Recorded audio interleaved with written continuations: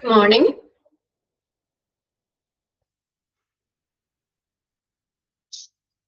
Okay, എല്ലാവരും join ചെയ്തുകൊണ്ടിരിക്കുന്നുള്ളൂ അല്ലേ? എല്ലാവരും ബ്രേക്ക്ഫാസ്റ്റ് ഒക്കെ കഴിച്ചോ? കഴിച്ചു. കഴിച്ചിട്ടാണ് ക്ലാസ്സിൽ കയറിയത്. ഓക്കെ. ഞാൻ കഴിച്ചു കേട്ടോ. ഇന്ന് രാവിലെ എന്താണ്, പുട്ടും കടലക്കറിയായിരുന്നു.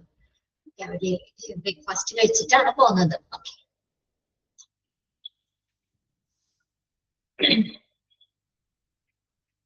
ഓക്കെ, അപ്പൊ നമ്മള് കഴിഞ്ഞ ക്ലാസ്സിൽ നമ്മൾ എവിടെ വരെയായിരുന്നു പറഞ്ഞു നിർത്തിയത്? നമ്മള് സ്റ്റെപ്സ് ഓൺ റിക്രൂട്ട്മെന്റ് പ്രോസസ് അതല്ലേ നമ്മൾ എടുത്തോണ്ടിരുന്നത്. ഇവിടെ ഷെയർ ചെയ്തേക്കുന്ന സ്ക്രീൻ നിങ്ങൾക്ക് ഓക്കെ ആണോ?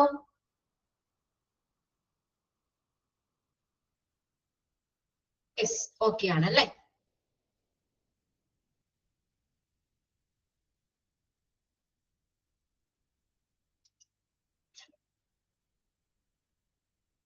ഓക്കെ, കാണുന്നില്ല. ഷെയർ ചെയ്തേക്കുന്ന സ്ക്രീൻ കാണാൻ പറ്റുന്നില്ല.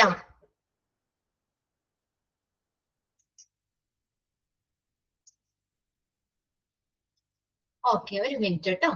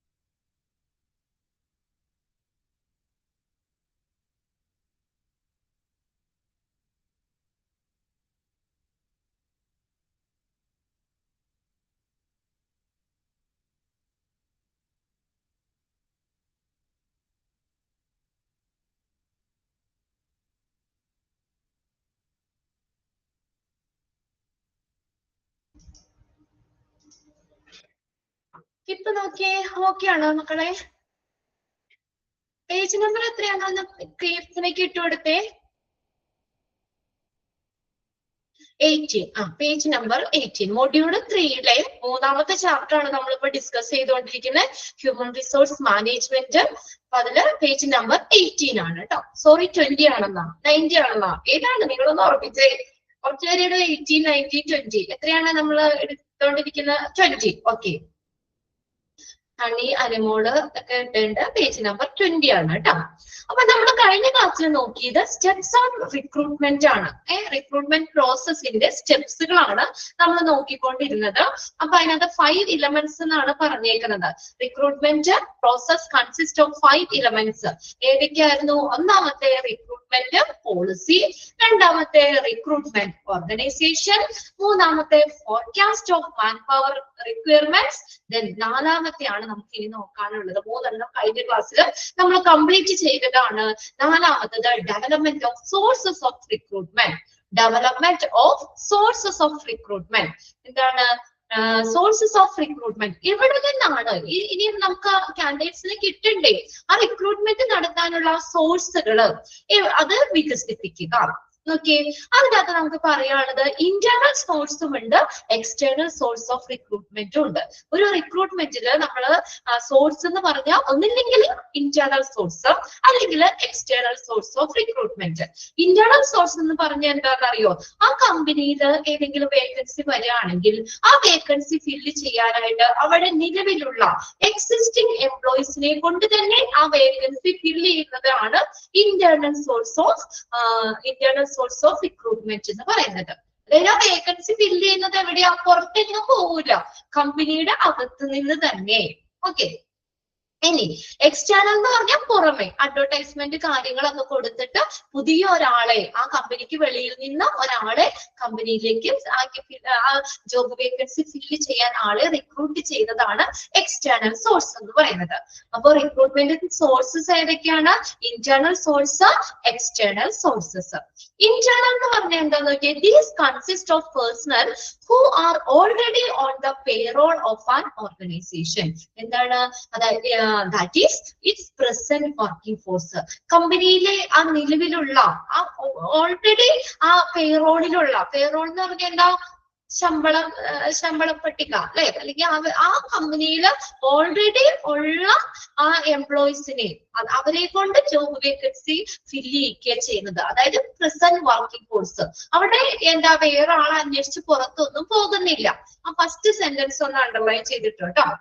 The personnel എന്ന് പറഞ്ഞാൽ staff who are already on the payroll of an organization, that is the present working force.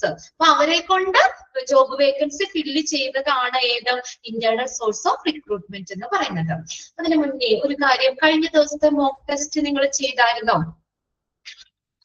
Mock test ചെയ്തായിരുന്നോ? ചെയ്തു. അതില് ലാസ്റ്റത്തെ ക്വസ്റ്റ്യൻ ആണെന്ന് തോന്നുന്നു, അഞ്ചാമത്തെ ക്വസ്റ്റ്യന്റെ ഓപ്ഷൻസ് അവിടെ മാറി കിടന്നായിരുന്നേ. അതൊന്നും ഞാൻ അത് ക്ലാസ്സിൽ കയറുമ്പോൾ തന്നെ പറയണമെന്ന് വിചാരിച്ചതാണ്. ഫാക്ടേഴ്സ് അഫക്റ്റിംഗ് റിക്രൂട്ട്മെന്റ് എന്ന് പറഞ്ഞിട്ട് മിസ്റ്റേക്ക് ഉണ്ട് കണ്ടായിരുന്നല്ലേ. അപ്പൊ അത് ഞാൻ ക്ലാസ്സിൽ കയറുമ്പോ ഒന്ന് പറഞ്ഞേക്കാന്ന് വിചാരിച്ചു. ടെക്നിക്കലിന്റെ കാര്യം അത് കറക്റ്റ് ചെയ്തിട്ടുണ്ട് കേട്ടോ. ഏതോ ഒരു കുട്ടി, അത് പേര് ഞാൻ ശ്രദ്ധിച്ചില്ല, അവിടെ അതിന്റെ ഒരു ആൻസർ ഒരു ഇതായിട്ടാണല്ലോ കിടക്കണേന്ന് ഇങ്ങനെ കമന്റ് ഇങ്ങനെ ഇട്ടായിരുന്നേ. അപ്പൊ നോക്കിയപ്പോ ശരിയാണ്. അതിനകത്ത് മോളാണോ മുക്സീനെയാണോ ഇതിട്ടത്? Okay, very good. അപ്പൊ എന്തെങ്കിലും ഇതുപോലെ മിസ്റ്റേക്ക് എങ്ങാനും ഇപ്പൊ നമ്മുടെ സിസ്റ്റത്തിലൊക്കെ ചെയ്യണതല്ലേ, എങ്ങാനും മാറിക്കിടന്ന് നിങ്ങൾ അത് ശ്രദ്ധയിൽപ്പെട്ട നിങ്ങളത് അറിയിക്കുക കേട്ടോ. അപ്പൊ തന്നെ അത് ഞാൻ കറക്റ്റ് ചെയ്തിട്ടുണ്ട്. അപ്പൊ നമ്മൾ ABC 3 ഓപ്ഷൻ, 4ാമത്തെ ഓപ്ഷൻ അവിടെ നമ്മൾ കിടന്നത് നൺ ഓഫ് ദ എബോ, പക്ഷെ അതല്ല ഓൾ ഓഫ് ദ എബോ ആണ് കേട്ടോ ഇത്. ഓക്കെ, മഞ്ജു പറഞ്ഞായിരുന്നു അല്ലെ. അപ്പൊ ആൻസർ ഏതായിട്ട്? Factor affecting recruitment. അതിൽ ഇൻക്ലൂഡ് ചെയ്യുന്ന ഫാക്ടേഴ്സ് ഏതൊക്കെയാണ്? ഓപ്ഷൻ എയും ബിയും സിയും കറക്റ്റ് തന്നെയാണ്. അതായത് അതിന്റെ ആൻസർ ഏതാ ശരിക്കും? Option D, all of the above. അതൊന്ന് കറക്റ്റ് ചെയ്തോളാം നിങ്ങൾ. ഇവിടെ അത് കറക്റ്റ് ചെയ്യിച്ചിട്ടുണ്ട്. ടെക്നിക്കലിൽ രാവിലെ തന്നെ ഞാൻ പോയി കറക്റ്റ് ചെയ്തായിരുന്നു. അപ്പൊ ഒന്നുകൂടെ ഞാൻ ക്ലാസ്സിലൊന്ന് പറഞ്ഞു എന്നുള്ളൂ കേട്ടോ. 55 കുട്ടികൾ ഓൾറെഡി ഇവിടെ കയറിയിട്ടുണ്ട്. അപ്പൊ ആ ക്വസ്റ്റ്യന്റെ answer all of the above എന്നാണ്. ഓക്കെ, അപ്പൊ നമ്മള് ഈ എന്താ പറഞ്ഞോണ്ട് ഇത് ഇന്റേണൽ സോഴ്സ്. അപ്പൊ എങ്ങനെയാ? ഓൾറെഡി ആ കമ്പനിയിലുള്ള പ്രസന്റ് വർക്കിംഗ് ഫോഴ്സ് അവരെ കൊണ്ട് ജോബ് വേക്കൻസി ഫില്ല് ചെയ്യിക്കുന്നതാണ് ഏത്? Internal source of recruitment. ആ ഫസ്റ്റ് സെന്റൻസ് ഒന്ന് അണ്ടർലൈൻ ചെയ്തോളാം കേട്ടോ. Whenever any is reported, somebody from within the organization will be upgraded, transferred, promoted or sometimes demoted. ഇനി അവരെ എന്താണ്, ഇപ്പൊ ഒരു ജോബ് വേക്കൻസി വരികയാണെങ്കിൽ ചിലപ്പോ ഉയർന്ന പൊസിഷനിൽ അവരെ അപ്ഗ്രേഡ് ചെയ്യാം അല്ലെ. അതായത് അല്ലെങ്കിൽ അവരെ എന്ത് ചെയ്യാം? ട്രാൻസ്ഫർ ചെയ്യാം, അല്ലെങ്കിൽ അവരെ പ്രൊമോട്ട് ചെയ്യാം, പ്രൊമോഷൻ ആയിട്ട് കൊടുക്കാം. Or sometimes demotion. ഡിമോഷൻ എന്ന് പറഞ്ഞാൽ സ്ഥാന ഇറക്കം. ഡിമോഷൻ, ഡിമോട്ടഡ്, സ്ഥാനം ഇറക്കാം. എന്തെങ്കിലും പണിഷ്മെന്റ് ഒക്കെ കൊടുക്കൂലേ? ഇപ്പൊ ജോലിയിൽ ഇരുന്നുകൊണ്ട് തന്നെ എന്തെങ്കിലുമൊക്കെ അവിടെ തിരിമറി എന്തെങ്കിലും കാണിച്ചു കഴിഞ്ഞാൽ നേരെ എന്ത് ചെയ്യുന്നു? ആ പൊസിഷൻ താഴേക്ക് മാറ്റും അല്ലെ. അവര് ജോലിയിൽ നിന്ന് പണിഷ്മെന്റ് കൊടുക്കും. സ്ഥാനം ഇറക്കം എന്നാണ് ശരിക്കും കേട്ടോ. പ്രൊമോഷന്റെ ഓപ്പോസിറ്റ് ആണ് ഡിമോഷൻ എന്ന് പറയുന്നത്. ഡിമോട്ടഡ്, അതിന് പ്രൊമോട്ടഡ് അല്ലെങ്കിൽ അവര് ഡിമോട്ട് ചെയ്യാം. അപ്പൊ അങ്ങനെയൊക്കെ നമുക്ക് എങ്ങനെയാണ് ആ കമ്പനിയിലെ നിലവിലുള്ള വർക്ക് ഫോഴ്സ് അവരെ കൊണ്ട് വേക്കൻസി ഫില്ല് ചെയ്യാണ്. ആ ഫസ്റ്റ് സെന്റൻസ് ഒന്ന് അണ്ടർലൈൻ ചെയ്യണം അവിടെ. രണ്ടാമത്തെ എക്സ്റ്റേണൽ സോഴ്സ് എന്ന് പറഞ്ഞാൽ എന്താ? The sources which lies consist outside the organization. ഇത് എവിടെ നിന്നാണ് എടുക്കുന്നത്? നമ്മള് ഓർഗനൈസേഷന് പുറത്തു നിന്നാണ് കാൻഡിഡേറ്റ്സിനെ എടുക്കുന്നത്. ഓക്കെ, ജോബ് വേക്കൻസി ഫില്ല് ചെയ്യാനായിട്ട് ഓർഗനൈസേഷന് പുറത്തു നിന്നാണ് എടുക്കുന്നത്. എങ്ങനെയൊക്കെയാന്ന് നോക്കിയേ. അത് ഏതൊക്കെയാണ് ആ എക്സ്റ്റേണൽ സോഴ്സ് എന്ന് പറഞ്ഞാൽ? ഇൻക്ലൂഡ്സ് ഏതൊക്കെയാ?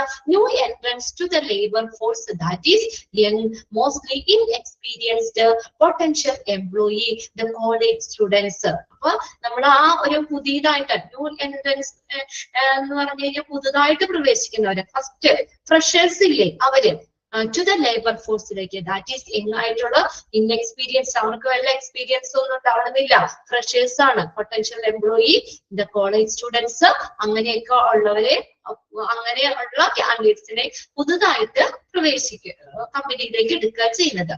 Then the unemployed, തൊഴിൽ രഹിതര്, with a wide range of skills and abilities. നല്ല കഴിവുകൾ, എബിലിറ്റി ഒക്കെ ഉണ്ട്. പക്ഷെ ഇപ്പൊ അങ്ങനെ എല്ലാവർക്കും ഒന്നും ജോലിയില്ലല്ലോ. ഇഷ്ടംപോലെ ആളുകൾ ജോലി അന്വേഷിച്ചുകൊണ്ട് നടക്കണല്ലേ, നല്ല കഴിവുകൾ, എബിലിറ്റി ഉള്ളത്. അവർ ഇതിനകത്ത് വരുന്നുണ്ട്.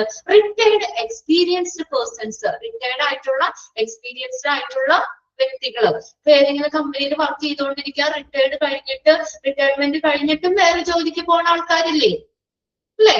അവർക്ക് ഓക്കെയാണ്, ആ വർക്ക് ചെയ്യാൻ അവർക്ക് ആരോഗ്യമുണ്ട്, വേറെ പ്രശ്നമൊന്നും ഇല്ലെങ്കിലും അവർക്ക് വീണ്ടും കണ്ടിന്യൂ ചെയ്യാം.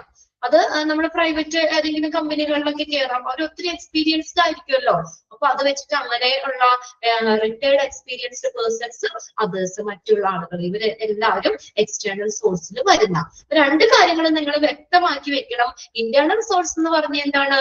കമ്പനി എങ്ങനെയാണ് ജോബ് വേക്കൻസി ഫിൽ ചെയ്യുന്നത്? പ്രസന്റ് വർക്കിംഗ് ഫോഴ്സ്, ആ കമ്പനിയിലെ നിലവിലുള്ള വർക്കിംഗ് ഫോഴ്സ്, അവരെ കൊണ്ട് ജോബ് വേക്കൻസി ഫിൽ ചെയ്യും. എക്സ്റ്റേണൽ എന്ന് പറഞ്ഞ എന്താണ്? പുറമെ, കമ്പനിക്ക് പുറത്ത്, അത് നമുക്ക് അഡ്വർടൈസ്മെന്റ് കൊടുത്തിട്ടാവാം, അങ്ങനെ പല രീതിയിലൂടെ നമുക്ക് പുറത്തു നിന്നാണ് ആ വേക്കൻസി ഫില്ല് ചെയ്യാൻ കാൻഡിഡേറ്റ്സിനെ എടുക്കുന്നത്. അപ്പൊ സോഴ്സ് ഓഫ് റിക്രൂട്ട്മെന്റിൽ രണ്ടെണ്ണം ഉണ്ട്, ഇന്റേണൽ ഉണ്ട്, എക്സ്റ്റേണൽ ഉണ്ട്. അപ്പൊ ആ ഫസ്റ്റ് സെന്റൻസ് അവിടെ ഒന്ന് അണ്ടർലൈൻ ചെയ്യണം കേട്ടോ. The sources which lies consist outside the organization, ഓർഗനൈസേഷന് പുറത്തു നിന്നാണ് ആളുകളെ എടുക്കുന്നത്. ഇനി അടുത്തതാണ് methods of techniques of recruitment. Methods of techniques of recruitment.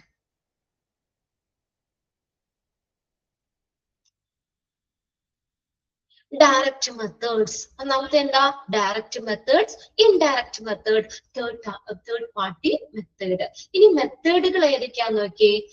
ഈ റിക്രൂട്ട്മെന്റിന് നമ്മൾ ഏതൊക്കെ രീതികളാണ് ഉപയോഗിക്കുന്നത്?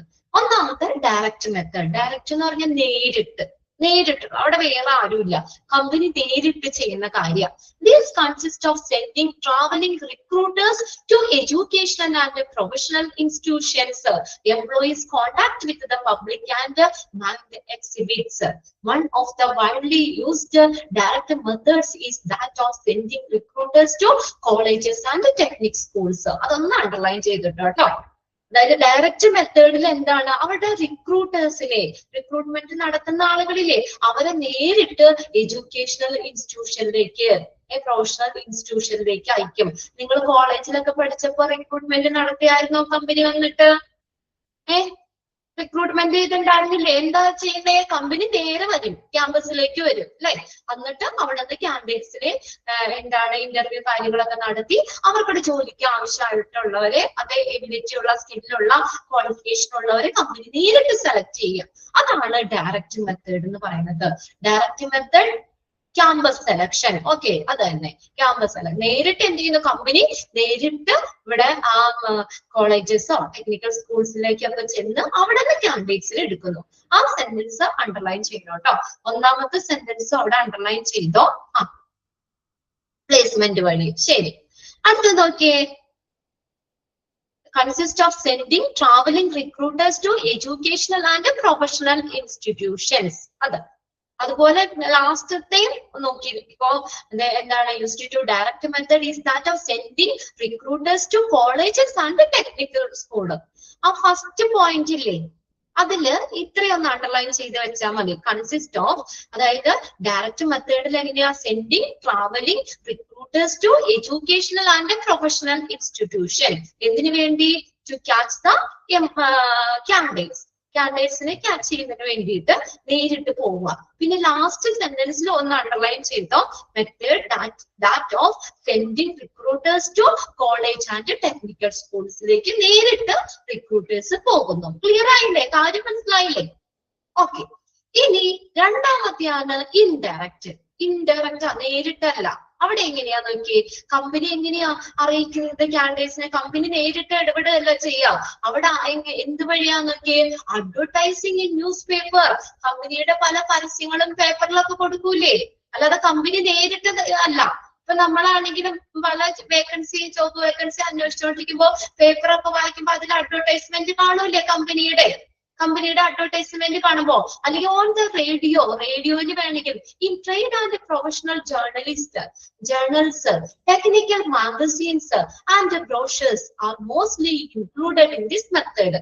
അപ്പൊ അതുവഴിയാണ്, അപ്പൊ ഈ രീതികളിലൂടെ അപ്പൊ നമ്മള് ഒന്നില്ലെങ്കിൽ എന്താണ് ഈ അവിടെ ആ ട്രേഡ് ആൻഡ് പ്രൊഫഷണൽ ജേർണൽസ് എന്ന് പറഞ്ഞാൽ ഈ ജോലിയൊക്കെ നമ്മൾ അന്വേഷിക്കുന്ന പോർട്ടൽസ് ഇല്ലേ, അതാണ് കേട്ടോ, ഇന്റർനെറ്റ് വെബ്സൈറ്റ് ആണ് ട്രേഡ് ആൻഡ് പ്രൊഫഷണൽ ജേർണൽസ് എന്ന് പറയുന്നത്. പിന്നെ ടെക്നിക്കൽ മാഗസീൻസ്, കമ്പനിയുടെ ബ്രോഷേഴ്സ്, അപ്പൊ അങ്ങനെയൊക്കെ അതിൽ കൂടിയൊക്കെ കേട്ടോ. അപ്പൊ എന്നിവയിൽ പരസ്യം നൽകിയിട്ട് എന്ത് ചെയ്യുന്നു, ആപ്ലിക്കൻസിന് എടുക്കുക ചെയ്യുന്നത്. എന്നിട്ട് കമ്പനി, അപ്പൊ നമ്മളിപ്പോ അത് കാണുമ്പോൾ നമുക്ക് താല്പര്യം ഉണ്ടെങ്കിൽ ആ കമ്പനിയിൽ കോണ്ടാക്ട് ചെയ്യും, അങ്ങനെയല്ലേ. അപ്പൊ അവിടെ ആരുണ്ട് ഇടയ്ക്ക്, നേരിട്ട് കമ്പനിയല്ല, അതിന്റെ ഒന്നിലെ ന്യൂസ് പേപ്പറോ റേഡിയോ അല്ലെങ്കിൽ ഇങ്ങനെയുള്ള മാഗസീൻസോ ബ്രോഷേഴ്സ് ഒക്കെ വഴിയാണ് നമ്മൾ കമ്പനിയെ കുറിച്ച് അറിയുന്നത്, അല്ലേ. അപ്പൊ അതാണ് ഇൻഡയറക്റ്റ് മെത്തേഡ് എന്ന് പറയുന്നത്. ഓക്കെ ആണോ നോക്കിയേ. അപ്പൊ അങ്ങനെയാണ് നമ്മൾ റിക്രൂട്ട്മെന്റ്, ആ കമ്പനിയിൽ റിക്രൂട്ട്മെന്റ് ഉണ്ട്, ഇവിടെ വേക്കൻസി ഉണ്ട്, റിക്രൂട്ട്മെന്റ് ഇന്ന ദിവസം നടത്തുന്നുണ്ടെന്ന് അറിയുന്നത് ഈ കാര്യങ്ങൾ മുഖേനയാണ് നമ്മൾ. അടുത്തത് third party method, direct method. Direct മെത്തേഡിൽ എന്താണ്, കമ്പനി നേരിട്ട് അറിയിക്കും. അതായത് റിക്രൂട്ടേഴ്സ് നേരെ ക്യാമ്പസിൽ ചെല്ലും, കുട്ടികളെ ഇന്റർവ്യൂ നടത്തും, അവർക്ക് ആപ്റ്റ് ആയിട്ടുള്ള കുട്ടികളെ സെലക്ട് ചെയ്യും. ഓക്കെ, അതാണ് ഡയറക്റ്റ്. ഇൻഡയറക്റ്റ് ആകുമ്പോ എന്താണ്, കമ്പനി നേരിട്ടൊന്നും ചെല്ലുന്നതല്ല, അവിടെ എങ്ങനെയാണ് ന്യൂസ് പേപ്പറോ റേഡിയോ അങ്ങനെ എന്തെങ്കിലും ഇങ്ങനെയുള്ള അഡ്വർടൈസ്മെന്റ് വഴി, അപ്പൊ അങ്ങനെ പരസ്യം നൽകിയിട്ട് കാൻഡിഡേറ്റ്സ് അത് കാണുമ്പോൾ അവർ കമ്പനിയിലെ കോണ്ടാക്ട് ചെയ്യും. ഓക്കെ, ഇനി തേർഡ് പാർട്ടി മെത്തേഡ് എന്ന് പറഞ്ഞാൽ എന്താണ്, the use of commercial or private employment agencies, state agencies, placement officials of schools, colleges and professional association, recruiting firm, management consulting firms, friends and relatives. അപ്പൊ ഇവരൊക്കെ വഴി, അതായത് അവിടെ എന്തുണ്ട്, കമ്പനിക്കും നമ്മുടെ കാൻഡിഡേറ്റ്സിനും ഇടയിൽ ഇങ്ങനെയുള്ള ആളുകളുണ്ട്. ഉണ്ടോ, നിങ്ങൾ ഏതെങ്കിലും റിക്രൂട്ട്മെന്റ് ഏജൻസിയിലൊക്കെ, നമ്മള് പ്രൈവറ്റ് ഏജൻസിയിലൊക്കെ രജിസ്റ്റർ ചെയ്തിട്ടുണ്ടോ? നമ്മുടെ ഡീറ്റെയിൽസ് ഇത്ര രൂപ അടച്ച് നമ്മൾ രജിസ്റ്റർ ചെയ്യുമ്പോൾ കമ്പനിയിൽ എന്തെങ്കിലും ഒഴിവ് വരുവാണെങ്കിൽ കമ്പനിയല്ല നമ്മൾ അറിയിക്കുന്നത്, ആരാ അറിയിക്കുന്ന, ഏജൻസി. അതായത് കമ്പനി ഏജൻസിയിലേക്ക് വരുന്ന ഏജൻസിയാണ് നമ്മൾ അറിയിക്കുന്നത്. ഇന്ന കമ്പനിയിൽ ഒഴിവുണ്ട്, ഇന്ന ദിവസം അവിടെ റിക്രൂട്ട്മെന്റ് നടത്തുന്നുണ്ട്, അല്ലെങ്കിൽ ഇന്ന ദിവസം ഇന്റർവ്യൂ ഉണ്ട്, അല്ലെങ്കിൽ ഇന്ന ദിവസം ഒരു ആപ്ലിക്കേഷൻ നിങ്ങൾ കൊടുക്കണം എന്നൊക്കെ പറഞ്ഞുകൊണ്ട് വേറൊരാള്, അത് പ്രൈവറ്റ് എംപ്ലോയ്മെന്റ് ഏജൻസീസ്, അത് വഴിയാണ് നമ്മൾ അറിയുന്നത്. പിന്നെ ഗവൺമെന്റിന്റെ ഉണ്ട്, നമ്മുടെ എംപ്ലോയ്മെന്റ് എക്സ്ചേഞ്ചിൽ നിങ്ങൾ പേര് കൊടുത്തിട്ടുണ്ടാവുമല്ലോ, 10th കഴിയുമ്പോ തന്നെ നമ്മുടെ അടുത്തുള്ള എംപ്ലോയ്മെന്റില് കൊടുത്തിട്ടില്ലേ. അപ്പൊ എന്തെങ്കിലും വേക്കൻസി വരുമ്പോ ആരാ അറിയിക്കണേ, ആ എംപ്ലോയ്മെന്റിൽ നിന്ന് നമുക്ക് ലെറ്റർ വരും. അത് സ്ഥിരം ആവണമെന്നില്ല, നമുക്കത് ടെമ്പററി ആയിട്ട് 6 മാസത്തേക്കോ അങ്ങനെയൊക്കെ ജോലിക്ക് പോണ ഇഷ്ടംപോലെ പേരുണ്ട്, അല്ലെ. അപ്പൊ അങ്ങനെയൊക്കെ ആകാം. അപ്പൊ എന്താ പറയാ, അപ്പൊ അങ്ങനെ അല്ലെങ്കിൽ പ്ലേസ്മെന്റ് ഓഫീസസ് ഓഫ് സ്കൂൾസിലെ പ്ലേസ്മെന്റ് ഇത് ഉണ്ടാകാം, കോളേജ് അല്ലെങ്കിൽ പ്രൊഫഷണൽ അസോസിയേഷൻസ് ഇങ്ങനെയുള്ളത് ഉണ്ടാകാം, പിന്നെ റിക്രൂട്ടിംഗ് നടത്തുന്ന സ്ഥാപനങ്ങൾ ഉണ്ടാവാം, കൺസൾട്ടിംഗ് ഫേംസ് ഉണ്ടാവാം, ഫ്രണ്ട്സ് ആൻഡ് റിലേറ്റീവ്സ്. അപ്പൊ ഇത് മുഖ്യാന്തരാണ്. അപ്പൊ ഇവിടെ തേർഡ് പാർട്ടി എന്ന് പറഞ്ഞാൽ എന്താണെന്നറിയോ, കമ്പനിക്ക് നമ്മുടെ ഇടയിൽ മൂന്നാമതൊരാളുണ്ട്, അയാള് വഴിയാണ് അറിയുന്നത്. 3 കാര്യങ്ങളും ക്ലിയർ ആയോ എന്ന് നോക്കി പെട്ടെന്ന്. ഓക്കെ, രാജി അനുമോളൊക്കെ തമ്മിട്ടുണ്ട്. ഓക്കെ അല്ലേ. ഡയറക്റ്റ് എന്ത് ചെയ്യും, കമ്പനി നേരെ ക്യാമ്പസിൽ ചെല്ലും, കുട്ടികളെ എടുക്കും. ഇൻഡയറക്റ്റിലാവുമ്പോ എന്താണ്, അവിടെ ന്യൂസ് പേപ്പറോ റേഡിയോ അങ്ങനെ എന്തെങ്കിലും അഡ്വർടൈസ്മെന്റ് കൊടുക്കും. അപ്പൊ ആപ്ലിക്കൻസ് എന്ത് ചെയ്യുന്നു, ആ പരസ്യം നൽകിയിട്ടാണ് അങ്ങനെ അപേക്ഷ അവര് എടുക്കുന്നത്. തേർഡ് പാർട്ടി എന്ന് പറഞ്ഞാൽ നമ്മുടെ 2 പേർക്കിടെ ഇടയിൽ ഒരു ഏജൻസി ഉണ്ട്. അപ്പൊ ആ കമ്പനിയിൽ ഒഴിവുണ്ടെങ്കിൽ ഏജൻസിയെ നമ്മൾ അറിയിക്കുന്നത്, അല്ലെ. ആ കമ്പനി ഏജൻസിനെ അറിയിച്ചിട്ട് ഏജൻസി വഴിയാണ് ഇന്ന സ്ഥലത്ത് ഒഴിവുണ്ടെന്ന് അറിയുന്നത്. അപ്പൊ അങ്ങനെയാണ് 3 രീതികൾ കേട്ടോ. Method or techniques of recruitment. Okay, കാര്യം മനസ്സിലാക്കി വെക്കണം കേട്ടോ. ഇനി അടുത്തത് നോക്കി, ഇനി ഇപ്പൊ 5 കഴിഞ്ഞു, 5 സ്റ്റെപ്പായി അവിടെ. ഇനി അടുത്തത് 6ാമത്തെ എന്ന് പറഞ്ഞ കോമൺ ആയിട്ടാണ് method of assessment of the recruitment programmed. ഇനി അതിന് അസസ് ചെയ്യുക, അടുത്ത് വിലയിരുത്തുന്ന രീതിയാണ്. അപ്പൊ ഈ കാര്യങ്ങളൊക്കെ നമ്മൾ ചെയ്തു. ഇനി എന്താണ്, അതിനെ നമ്മൾ അസസ് ചെയ്യണം. നമ്മൾ ചെയ്തതും ഇതെല്ലാം ഓക്കെ ആണോ എന്നുള്ള കാര്യം അസസ് ചെയ്യണം. അതാണ് ലാസ്റ്റ് എന്ന് പറയുന്നത്. ആ റിക്രൂട്ട്മെന്റ് പ്രോസസ്സിന്റെ ലാസ്റ്റ് ആണ് ഏത്, നമുക്ക് ഈ മെത്തേഡ് ഓഫ് അസസ്മെന്റ്. നിങ്ങൾക്ക് HRM-ൽ അവിടെ 6 സ്റ്റെപ്പ് എന്നാട്ടോ പഠിക്കാനുള്ളത്. 6 സ്റ്റെപ്പ് എന്ന് പറഞ്ഞാൽ 6ാമത്തെ സ്റ്റെപ്പായിട്ടാണ് കൊടുത്തേക്കണേ. HRM-ൽ ഈ ഒരു സെക്ഷൻ പഠിക്കാനുള്ള റിക്രൂട്ട്മെന്റ് ഒരു വലിയൊരു ചാപ്റ്റർ, 54 പേജുള്ള ഒരു ചാപ്റ്ററാണ് HRM സ്റ്റുഡൻസിന് പഠിക്കാനുള്ളത്. മൊഡ്യൂള് നമുക്ക് 2ാമത്തെ ചാപ്റ്റർ എന്ന് പറയുന്നത് റിക്രൂട്ട്മെന്റ് ആൻഡ് സെലക്ഷൻ എന്ന് പറഞ്ഞ ഏറ്റവും വലിയ ചാപ്റ്ററാണ് അവിടെ അവർക്ക് പഠിക്കാനുള്ളത്.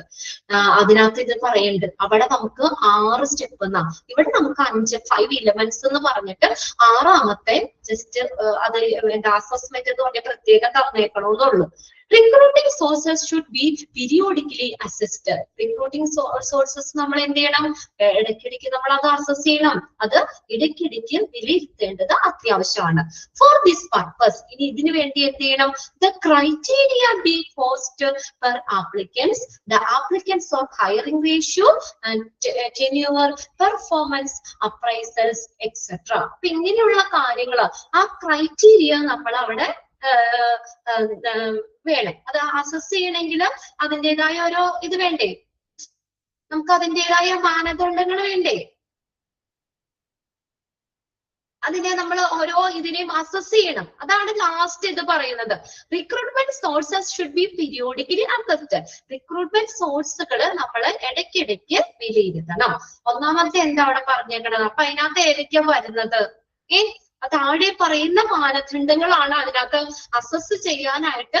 ഈ താഴെ പറയുന്ന മാനദണ്ഡങ്ങളാണ് കൊടുത്തേക്കുന്നത്. ഒന്നാമത്തെ എന്താണ്, ക്രൈറ്റീരിയ ഏതൊക്കെയാ, അസസ് ചെയ്യാനുള്ള മാനദണ്ഡങ്ങൾ ഏതൊക്കെയാന്ന് നോക്കിയേ. To be the cost per applicants എന്ന് വെച്ചാൽ ഒരു കാൻഡിഡേറ്റ്സിനെ കണ്ടെത്തുന്നതിനായി കമ്പനിക്ക് ആകെ എത്ര രൂപ ചെലവ് വന്നു, കോസ്റ്റ് നോക്കും. അതും ഒരു മാനദണ്ഡ, ഒരു ക്രൈറ്റീരിയ ആണ്. അസസ് ഈ റിക്രൂട്ട്മെന്റ് എല്ലാ സ്റ്റെപ്പുകളും നമ്മൾ അസസ് ചെയ്യണം. അതിന്റെ ആ രീതി കറക്റ്റ് ആണോ എന്ന് വിലയിരുത്തണം. വിലയിരുത്തണമെങ്കിൽ എന്ത് ചെയ്യണം, കുറച്ച് ക്രൈറ്റീരിയ വേണം. ആ താഴെ പറയുന്ന ക്രൈറ്റീരിയ ആണ്, അവർക്ക് അസസ് ചെയ്യാനുള്ള മാനദണ്ഡങ്ങളാണ് ഈ പറഞ്ഞേക്കുന്നത്. അത് 4 ഒന്ന് അണ്ടർലൈൻ ചെയ്തിട്ട് കേട്ടോ. ഒന്നാമത്തെ എന്താ, കോസ്റ്റ് പെർ ആപ്ലിക്കൻസ്. അതായത് എന്താ പറഞ്ഞേക്കണേ, കാൻഡിഡേറ്റ്സിനെ കണ്ടെത്താനായിട്ട് കമ്പനിക്ക് എത്ര രൂപ ചെലവായി, അത് അസസ് ചെയ്യണ്ടേ. ഒരുപാട് പൈസയായോ, എങ്ങനെയാന്ന് നമുക്കറിയണം, കമ്പനിക്ക് നഷ്ടം വന്നോ, ഇതൊക്കെ അറിയാൻ വേണ്ടി അത് ഒരു ക്രൈറ്റീരിയ. പിന്നെ അത് എന്താണ് അടുത്തത്, ആപ്ലിക്കന്റ് ഓർ ഹയറിംഗ് റേഷ്യോ. അപേക്ഷിച്ച അപ്പൊ ആപ്ലിക്കൻസിൽ എത്ര പേരെ ജോലിക്ക് എടുത്തു, അപ്പൊ ആപ്ലിക്കൻസ് എത്രയുണ്ട്, അതില് എത്ര പേരെ ജോലിക്ക് എടുത്തു, ആ ഹയറിംഗ് റേഷ്യോ അത് എന്ത് ചെയ്യണം, അതൊരു ക്രൈറ്റീരിയ, മാനദണ്ഡമാണ്. ഇപ്പൊ 1000 പേരുണ്ട്, അതിൽ ഒരാളെയൊക്കെ ആണെങ്കിൽ ശരിക്കും അത്രയും ആവശ്യമില്ല അല്ലെ. ഒരാൾക്ക് വേണ്ടി 1000 ആപ്ലിക്കൻസ് എന്ന് പറഞ്ഞാല് അപ്പൊ 1000 ആപ്ലിക്കൻസ് ആണെങ്കിൽ അല്ലെങ്കിൽ നമുക്ക് എത്രത്തോളം പേരെ അവിടെ നിയമിക്കണം, അതിനനുസരിച്ച് ആപ്ലിക്കൻസിന്റെ റേഷ്യോ ഏകദേശം ഒരു റേഷ്യോ അതിനനുസരിച്ച് തന്നെ പോണം. എത്ര കാൻഡിഡേറ്റ്സിനെയാണ് നമുക്ക് ഹയർ ചെയ്യേണ്ടത്, അതിനനുസരിച്ചുള്ള ആപ്ലിക്കൻസ് പൂള് മതി, ആപ്ലിക്കൻസിന്റെ ഗ്രൂപ്പ് മതി. അപ്പൊ അതിന്റെ റേഷ്യോ നമ്മൾ വിലയിരുത്തും. ഏത്, ആപ്ലിക്കന്റ് ഓർ ഹയറിംഗ് റേഷ്യോ, അത് വിലയിരുത്തും.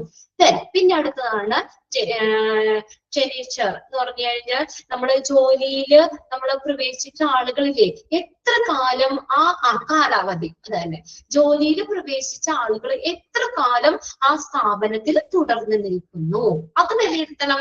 പെട്ടെന്ന് ആളുകൾ പോവുകയാണെങ്കിൽ കമ്പനിക്ക് എന്തെങ്കിലും കുഴപ്പമില്ലേ.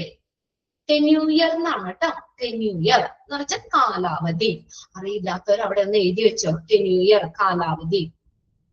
അതായത് ജോലിയിൽ പ്രവേശിച്ച ആളുകള് എത്ര നാള് അവിടെ നിലനിന്നു. എപ്പോഴും പോവുകയാണെങ്കിൽ കമ്പനിക്ക് എന്തെങ്കിലും കുഴപ്പമില്ലേ അല്ലേ. ആളുകളെ നമ്മൾ പുതിയതായിട്ട് ഹയർ ചെയ്യും, 1 മാസം കഴിഞ്ഞു ആ ആള് പോയി, അടുത്ത ആളെ നിയമിക്കും, അയാളെ പോയി. അപ്പൊ അത് നമ്മൾ നോക്കണം, അതും ഒരു ക്രൈറ്റീരിയ ആണ് നമുക്കത് കേട്ടോ, അസസ് ചെയ്യാണല്ലോ. അപ്പൊ അങ്ങനെ എന്തെങ്കിലും കാര്യങ്ങളാണെങ്കിൽ നമുക്ക് എന്തെങ്കിലും അവിടെ പ്രശ്നം ഉണ്ടെന്നല്ലേ മനസ്സിലാക്കണ്ടേ.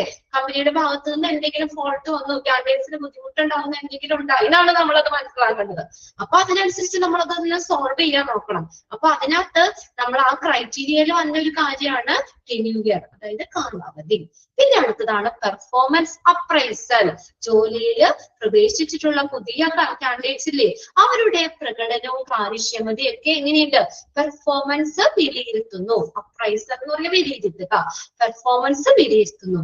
ഈ 4 കാര്യങ്ങളും എന്താണ്, നമുക്കൊരു ക്രൈറ്റീരിയ ആണ്. എന്തിനുള്ള ക്രൈറ്റീരിയ? നമ്മള് റിക്രൂട്ട്മെന്റ് പ്രോഗ്രാമിനെ അസസ് ചെയ്യാനുള്ള മാനദണ്ഡങ്ങളാണ്. ക്ലിയർ ആണോ നോക്കിയത്?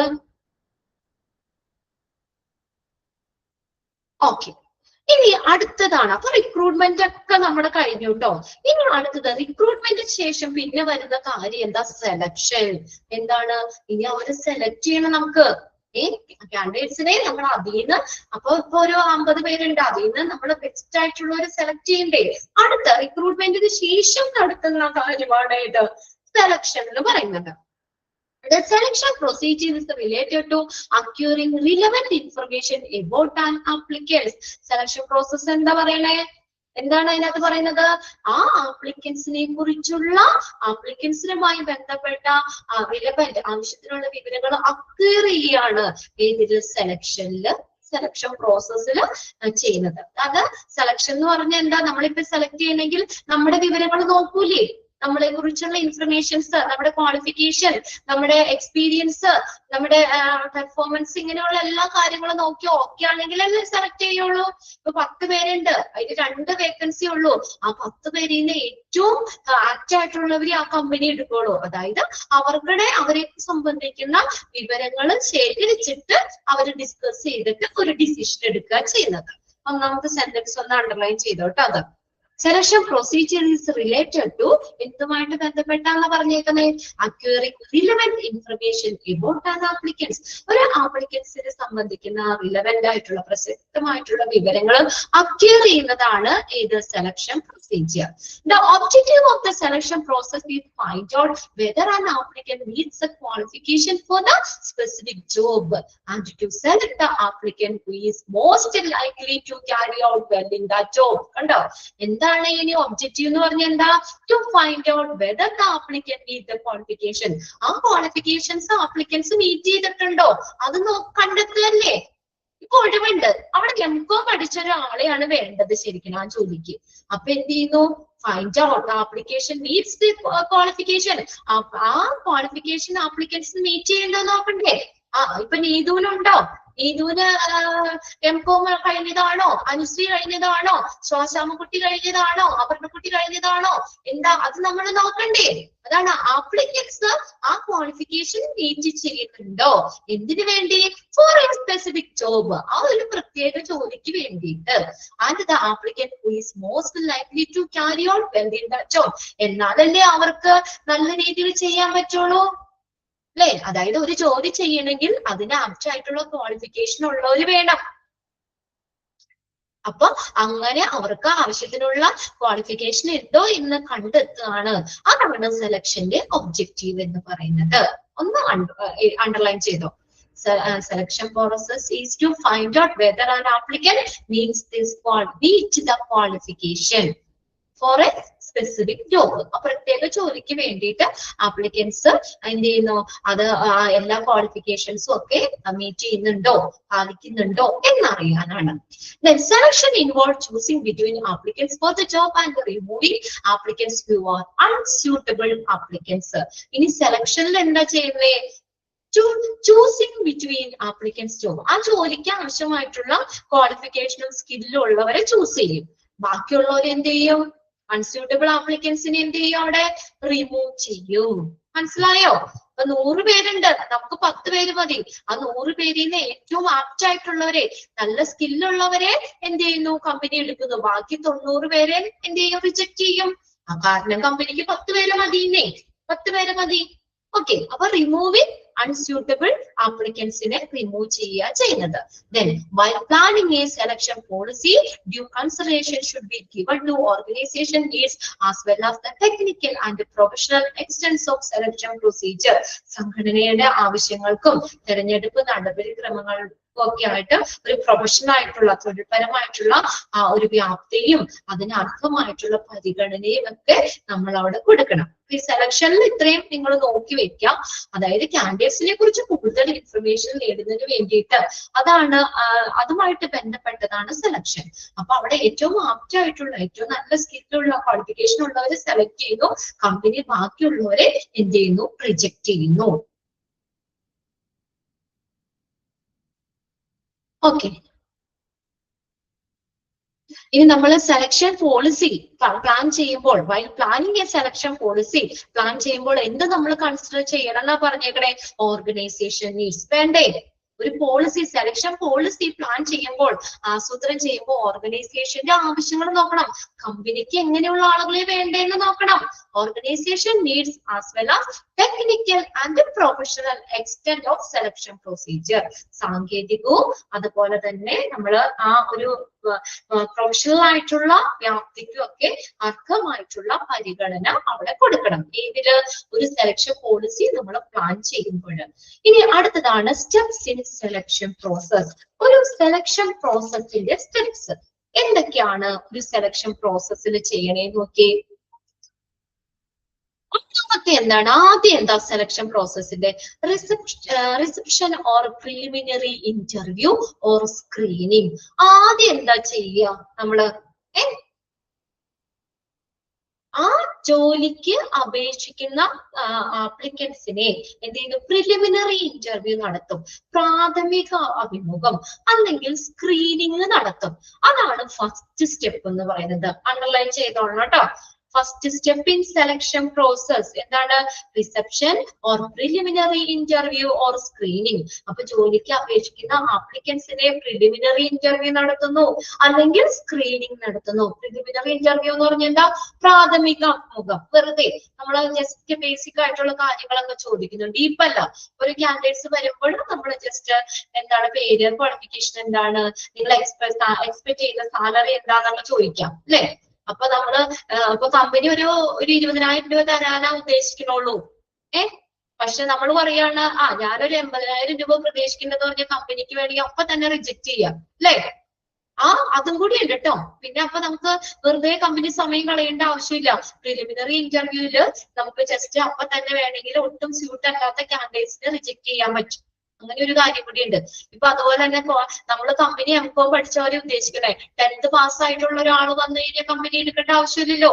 അപ്പൊ ആ പ്രിലിമിനറി ഇന്റർവ്യൂ തന്നെ അയാളെ ഒഴിവാക്കാൻ പറ്റും. അയാളെ പിന്നെ അടുത്തടുത്ത സ്റ്റെപ്സിലേക്ക് പോകേണ്ട ആവശ്യമില്ലല്ലോ. ആ ഫസ്റ്റ് സ്റ്റെപ്പിൽ തന്നെ നമുക്ക് അവോയ്ഡ് ചെയ്യാൻ പറ്റില്ല അയാളെ. കമ്പനിക്ക് ലാഭമല്ലേ? അപ്പൊ അങ്ങനെയുണ്ട്. അപ്പൊ ഒന്നാമത്തെ സ്റ്റെപ്പ് എന്താണ്? Reception or preliminary interview or screening നടത്തും. രണ്ടാമത്തെ എന്താന്ന് നോക്കിയേ? Application blank or application form. Underline ചെയ്തത് രണ്ടാമത്തെ step application blank or application form. അതായത് ആപ്ലിക്കേഷൻ ഫോം പൂരിപ്പിക്കണം. ഏത് സ്ഥലത്തും നമ്മൾ ജോലിക്ക് പോകുമ്പോൾ ആപ്ലിക്കേഷൻ ഫോം തരില്ലേ? ഒരു ആപ്ലിക്കേഷൻ ഫോം ഉണ്ടാവും, നമ്മൾ അത് ഫില്ല് ചെയ്ത് അവിടെ കൊടുക്കണം. എന്നിട്ടാണ് നമ്മൾ ഇന്റർവ്യൂലൊക്കെ ചെല്ലുന്നത്. അപ്പൊ രണ്ടാമത്തെ സ്റ്റെപ്പ് എന്ന് പറഞ്ഞാൽ എന്താണ്? Application blank or application form. A fact finder which will help one to learn about an applicant's background and life history. Underline ചെയ്തിട്ടേ എന്തിനു വേണ്ടിയാ? ആപ്ലിക്കൻസിന്റെ ബാക്ക്ഗ്രൗണ്ട്, അവരുടെ ലൈഫ് ഹിസ്റ്ററി എങ്ങനെയാണെന്ന് അറിയാൻ വേണ്ടി. All conducted interview to be inspect the fact and get at all attitude of the applicants and his family to the job. അതായത് ഈ ആപ്ലിക്കൻസിന്റെ വ്യക്തിപരമായിട്ടുള്ള വിവരങ്ങള്, അവരുടെ എഡ്യൂക്കേഷൻ, എക്സ്പീരിയൻസ് എന്നീ കാര്യങ്ങൾ ശേഖരിക്കുന്നതാണ് ആപ്ലിക്കേഷൻ ഫോം. അപ്പൊ കമ്പനിക്ക് കാൻഡിഡേറ്റ്സിനെ കുറിച്ച് വ്യക്തിപരമായിട്ടുള്ള കാര്യങ്ങൾ കിട്ടും. ആപ്ലിക്കേഷൻ ഫോം ഫില്ല് ചെയ്തിട്ടില്ലേ? പേരുണ്ടാവും, അഡ്രസ് ഉണ്ടാവും അല്ലെ, എഡ്യൂക്കേഷൻ ക്വാളിഫിക്കേഷൻ ഉണ്ടാവും, എക്സ്പീരിയൻസ് ഉണ്ടാവും, ചിലപ്പോൾ നമ്മുടെ ഹോബി ഉണ്ടാവും, അങ്ങനെ കുറെ കാര്യങ്ങൾ അതിനകത്തില്ലേ? നമ്മുടെ ഫാദർ, അച്ഛൻ്റെ അമ്മയുടെ ഒക്കെ പേര്, ഇങ്ങനെയുള്ള എല്ലാ ഡീറ്റെയിൽസും ഉണ്ടാവും അത്. അപ്പൊ ആപ്ലിക്കൻസിനെ കുറിച്ചുള്ള അവർക്കുടെ ബാക്ക്ഗ്രൗണ്ട്, പിന്നെ അതുപോലെ ലൈഫ് ഹിസ്റ്ററി, ഇതൊക്കെ അറിയുന്നത്, അതൊക്കെ അറിയാൻ വേണ്ടിയിട്ടാണ് രണ്ടാമത്തെ സ്റ്റെപ്പ് ആപ്ലിക്കേഷൻ ഫോം ഫില്ല് ചെയ്യണം. അതാണ് രണ്ടാമത്തത് കേട്ടോ. പ്രിലിമിനറി ഇന്റർവ്യൂ കഴിഞ്ഞെടുത്തിട്ട് അടുത്തത് എന്താണ്? ആപ്ലിക്കേഷൻ ഫോം പൂരിപ്പിക്കുന്നത്. ഓക്കെ, ക്ലിയർ അല്ലേ? ഇനി അടുത്ത ഞാൻ പറയുന്നത് മാത്രം അണ്ടർലൈൻ ചെയ്താൽ മതിട്ട്. അതില് ആപ്ലിക്കേഷൻ ബ്ലാങ്കോ ആപ്ലിക്കേഷൻ ഫോം അത്ര അണ്ടർലൈൻ ചെയ്യാം.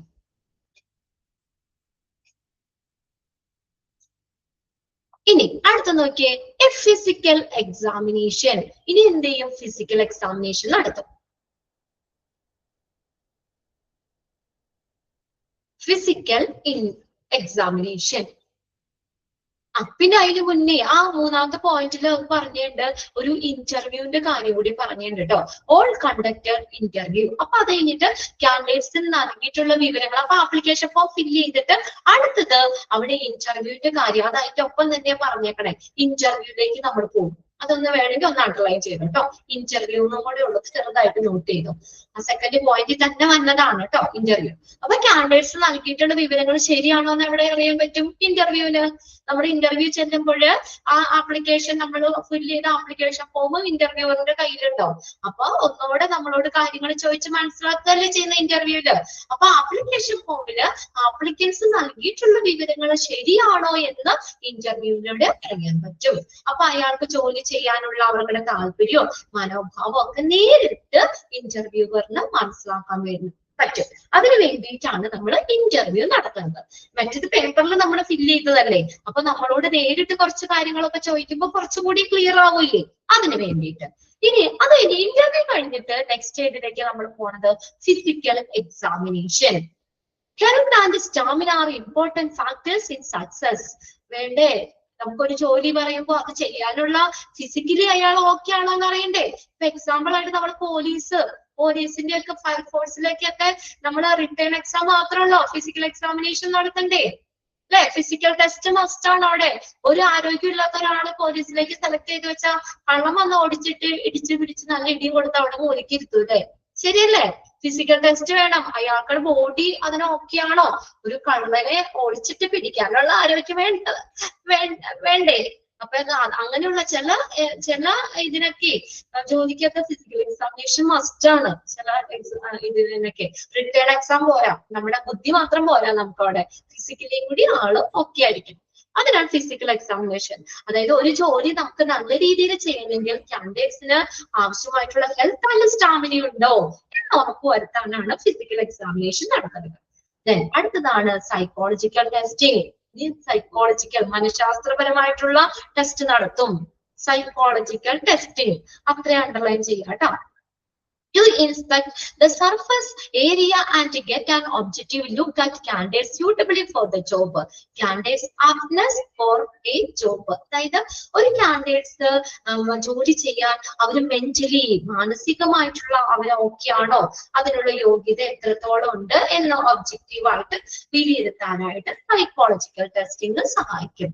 സൈക്കോളജിക്കൽ മനഃശാസ്ത്രപരമായിട്ട് മെന്റലി എന്താ പറയാ, നമ്മൾ ഫിസിക്കലി മാത്രം പോരല്ലോ, മെന്റലിയും അയാൾ ഓക്കെ ആണോ എന്ന് അറിയാനാണ് സൈക്കോളജിക്കൽ ടെസ്റ്റിംഗ് നടക്കുന്നത്. ദെൻ അടുത്തതാണ് റെഫറൻസ് ചെക്ക്. ഇനി അത് കഴിഞ്ഞ ഒരു കാര്യം കൂടി ഉണ്ട്, കമ്പനി റെഫറൻസ് ചെക്ക് നടത്തും. റെഫറൻസ് ചെക്ക് എന്ന് പറഞ്ഞാൽ എന്താ? റെഫറൻസിന് ആരെങ്കിലും വെക്കും, നമ്മൾ ഫോമിൽ ഉണ്ടാവും റെഫറൻസ് എന്ന് പറഞ്ഞാൽ. അപ്പൊ നമുക്ക് അറിയാവുന്ന ആരെങ്കിലും നമ്മൾ അവിടെ പേര് മെൻഷൻ ചെയ്യണം, അല്ലെങ്കിൽ ഫോൺ നമ്പർ മെൻഷൻ ചെയ്യണം. അപ്പൊ നമ്മൾ പറഞ്ഞ കാര്യങ്ങൾ ശരിയാണോ എന്ന് അയാളോട് ചോദിക്കും അവിടെ. മനസ്സിലായോ?